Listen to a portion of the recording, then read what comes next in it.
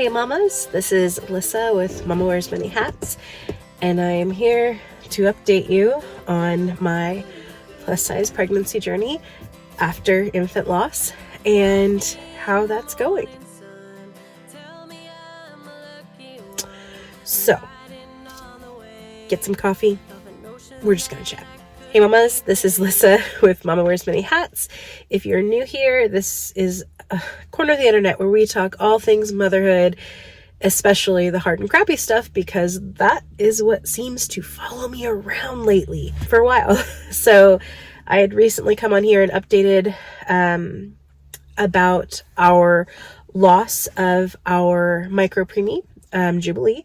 I'm not going to dive into that. You can check it up out here, or if I'm pointing to the wrong side, over here. I don't remember. I haven't done this in a really long time, but I've missed it. So I wanted to get back into it. One of the things I also mentioned was we're pregnant again.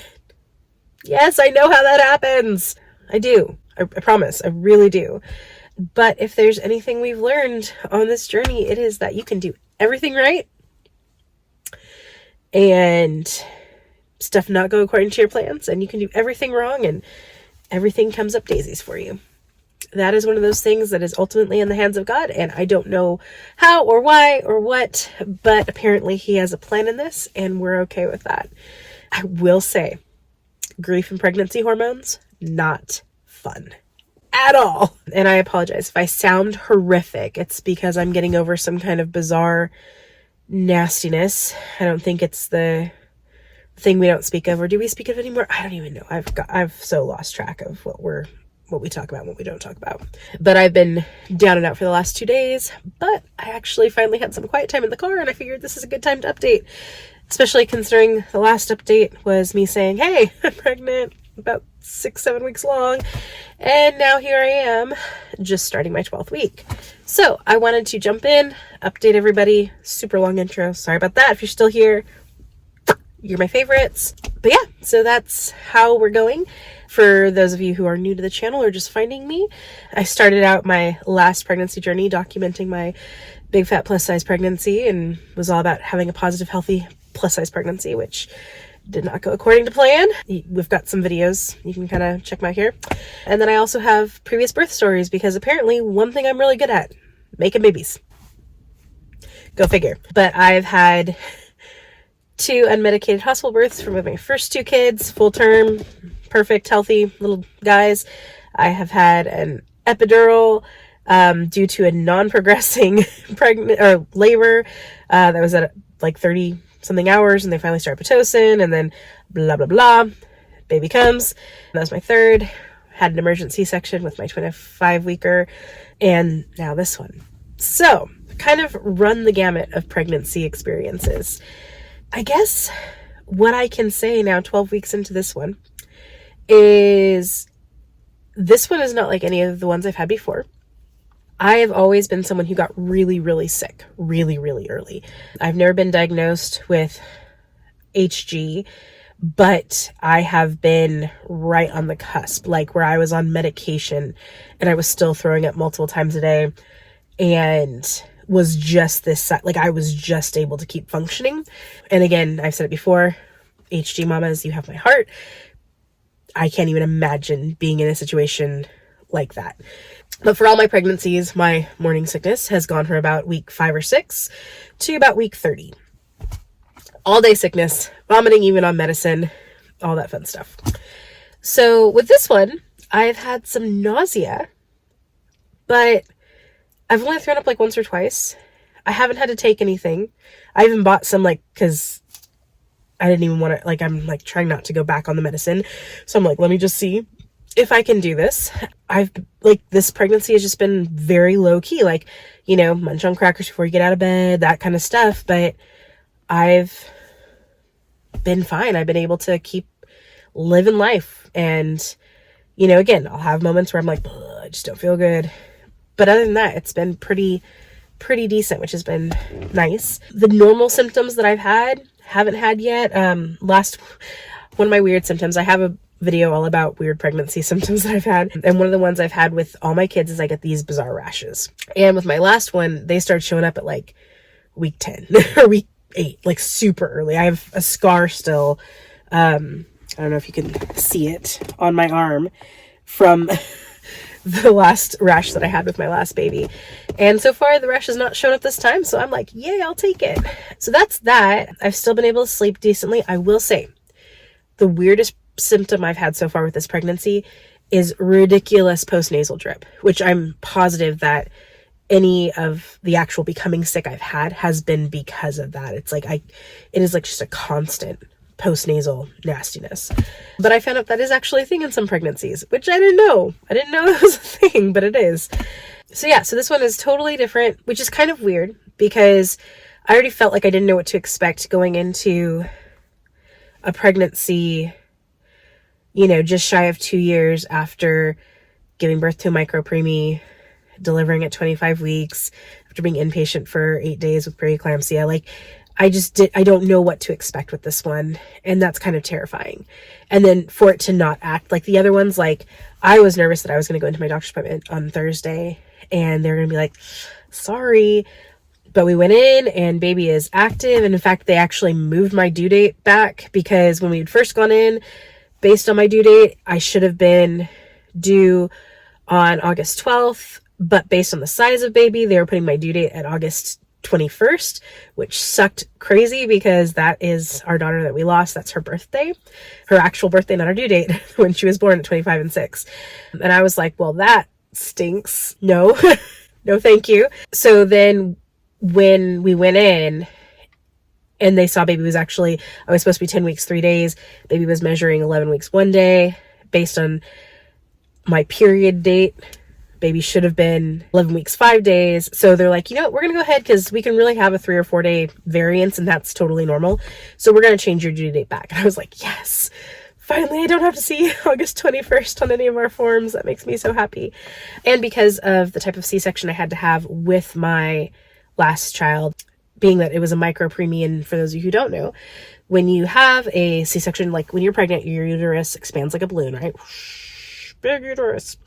And when they have a C-section, obviously they cut as low as they can. And when you have a uterus that's not fully expanded and you have your little micro preemie, a lot of times the babies are higher up. So they have to cut higher on your uterus. And when they cut higher on your uterus, then that puts you at a larger risk for hemorrhaging if you were to deliver vaginally, because all of the contracting muscles are on the top of your uterus. So because of where they had to cut, because of how small the baby was, I am not a candidate for a VBAC, which makes me really sad. But, you know, it's a 3-day vacation in the hospital recovering from major abdominal surgery with baby. Yay! Hopefully baby in room with me and not in the NICU. Yay!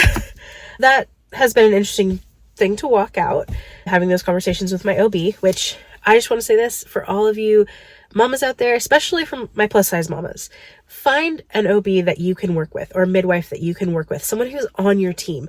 If you feel like you go in and you're just another person, like another face in the crowd, if you feel like they assume things based on your weight, fire them and find someone who you can feel comfortable with, because your OB should be someone you are teaming with. It should be someone who is team baby and you guys are in it together.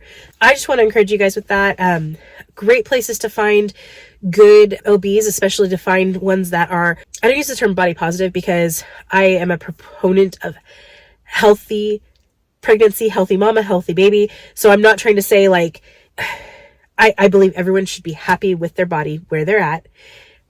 And I think it's totally okay if people are working to be healthier in different ways, even if that means weight loss. Shh. But that is your choice. That is totally up to you. You make that choice. There and done. Okay. So all that being said, go on mom's groups on Facebook.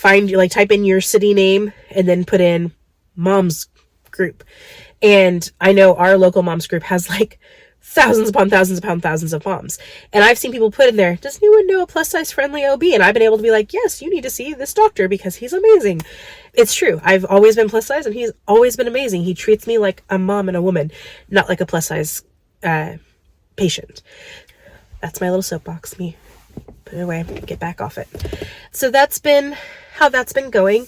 I will say I am planning to do some videos about this, and I do want to share kind of an update for those of you who, I mean, I know I just said it, but for those of you who followed, obviously one of our big complications with our previous pregnancy was I did develop preeclampsia, and preeclampsia is no joke. And once you've had it, you are at a higher risk for it later on down the road. So that being the case, I am trying to do what I can in my own power to be responsible. So I am watching my sodium intake. We have switched to being about 85% plant-based. Every once in a while I might have meat or dairy. Like if we were out or we were doing something, I might do it. But at home, when I'm cooking lower sodium, plant-based things, trying to really up my nutrient intake and things like that. And it really, I think, has been helping. Since my last pregnancy, off and on, I've had some high blood pressure issues, and it does seem to be regulating out, which has been really nice. That being said, it's really been weird because I haven't been sick and I've been losing weight during this pregnancy so far, which my OB is paying attention. We're watching it. We're being safe. I'm not aiming to lose weight, but he said, as long as it's not drastic, we're okay. We're in a place where we can do that. That is that. But I will say, for me personally, again, if you're new here, I keep saying if you're new here, we're probably all new here. I feel new here because I haven't recorded in forever. I am a person of faith. I believe in Jesus. I guess you would qualify me as a Christian, but I believe in having a personal relationship where I'm trying to live a life that looks like Jesus, not just saying I go to this church or go to that event or whatever the case is. And that being the case, as we've gone into this pregnancy, and don't get me wrong, Jesus and I have had some conversations, especially after losing Jubilee. And I've gone through highs and lows. I've gone through moments of, are you there? Do you care? Why would you save this baby and not my baby? I'm going to do a whole video about kind of working through faith after loss. But one of the things that I really felt after this, when I found out I was pregnant, I started to get really scared and freaked out. And I was like, oh my gosh, we're going to be going for round 2. We're going to be in the NICU again. We're going to be doing and I just started spiraling, and I felt just this peace coming upon my heart. And I just felt this assurance that this pregnancy is restoring what was stolen. And it might not make a lot of sense to anyone. But when your final pregnancy ends with you inpatient, delivering a baby at 25 weeks, never being able to bring that baby home from the hospital, even though she lives for over a year, not being able to hold your baby whenever you want, having to ask, having to have people help you lay this baby that's hooked up to machines on your chest, feeling like you've hit a win, a personal victory once your baby has a trach and the nurses and staff trust you enough to be the one to lift her without having to have a nurse help you right in that moment. It's a lot. And so for that to be our last pregnancy, it really did feel like we'd had a lot taken from us. That the ability to just cherish, oh, this is my last time nursing, or this is my last time swaddling a baby, or whatever the case is. This is my last time getting up in the middle of the night to rock you back to sleep. All those kind of lasts were really taken from us, is how we feel. And so we just really felt like the Lord was telling us that he's restoring what was stolen and he's healing the hurt. And that's not to say this baby will never, ever replace Jubilee. Never. But it also feels like this was meant to be a completion. It was meant to say, you walked through this, and now I'm going to give you that sweet season you wished for and you hoped for and you didn't get. So that's where we are with that. We'll see how that plays out. Obviously, I believe that God is more concerned with who we are and who we're becoming than what is necessarily, well, that's going to sound weird. God cares about what you're going through. God cares about what you're walking through. And he gives you what you need to walk through it. I hear people misquote the Bible verse all the time. God never gives you more than you can handle. Yes, he does. He gives you way more than you can handle, because in those moments that you can't handle it, he can handle it for you. And I'm happy to talk about the theology of that with anybody, because I know people are like, if God is good, why would he do this? And it's at the same time, having walked through what I've walked through, I believe he's good because I got to have my daughter for a little bit. And I know there are mamas who have delivered stillborn babies. And I know there are mamas who have delivered babies with terminal diagnoses just to hold them for an hour. And there is something weird about you would not give it up. You would not give up that little bit of time you had. And I don't believe that God sends those things. Hear me. I don't believe that God sends those things. But I do believe that he strengthens us in that. And he uses those situations that, there's a verse in Genesis that said, what the devil intended for evil, God intended for good. And he was using, it's in the story of Joseph, where Joseph was sold into slavery by his brothers. He, had a pretty sweet job, and then someone lied about him, and he was thrown into prison, and he was in prison forever. And then he interpreted these dreams, and they're like, we're going to get you out. And they forgot about him until like a long time later when, oh no, Pharaoh needed his dreams interpreted. So they go and get Joseph, and they bring him back out. And Joseph interprets the dreams, and all of a sudden he goes from being literally in prison to the second most powerful person in Egypt, right as a famine is hitting, that then is impacting all over, right? And his brothers, the same brothers who sold him into slavery, are starving and come from their homeland to Egypt to buy food. And so Joseph literally looks at them and says, what you intended for evil, God has used for good. You were selling me, but God knew that he was making a way to make provision for not just me, but for all of you guys. And I mean, no one wants to be Joseph. No one wants to be sold into slavery. No one wants to be, and please hear me, I'm not referencing slavery in a flippant way at all. Okay? Not. My point is, no one wants to be the one who has to go through the crap.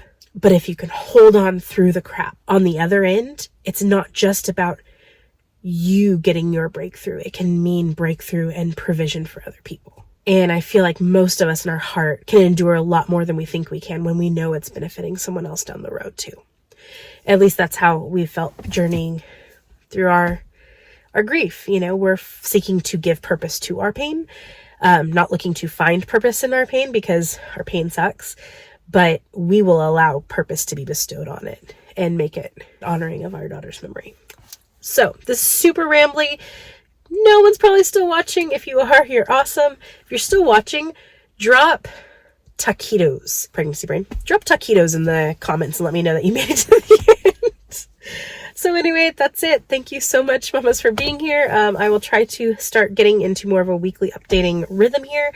And just remember, you're amazing.